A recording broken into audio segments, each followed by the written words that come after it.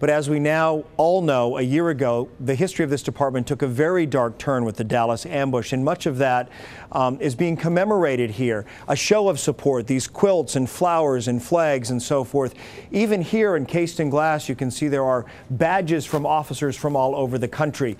Much of this arrived here a year ago. If you take a look here outside of Dallas Police Headquarters, this was the scene as they parked 2 squad cars just outside. People brought notes of encouragement, flowers, any number of things as a show of support. And we are wondering a year later what happened to those artifacts and mementos.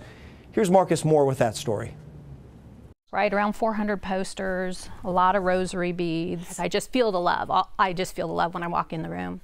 He's from Australia. Yep. There was a time when tears would simply flow down her cheek. We have tissues down here. We need tissues down here. Jo Gadai spending nearly every day since the DPD ambush working in this cold basement room at Dallas's Central Library. Because the last time you and I spoke, I remember you said that you were crying a lot. I cried a lot just about every time I came into this room. Surrounded by things meant to comfort amidst the tears.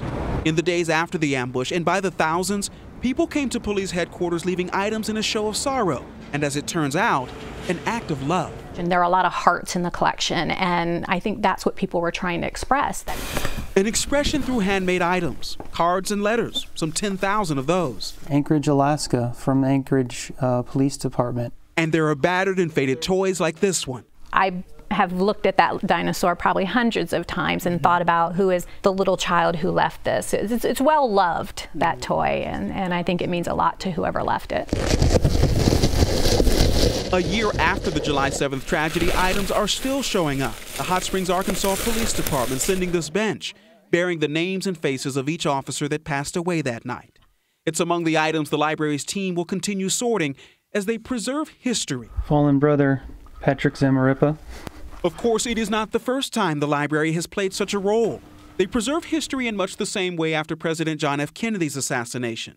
In a sense, this team is simply carrying the torch at a time when Dallas is once again healing. And it brings us back to that familiar word, love. I was going to say these items kind of represent that kindness. Yeah, because there are other people out there that feel the same way, and I think that we outnumber the bad guy. The bad guy, whom history may show was ultimately defeated when families, neighbors, and mere strangers came together, turning heartache into healing through love. In Dallas, Marcus Moore, Channel 8 News.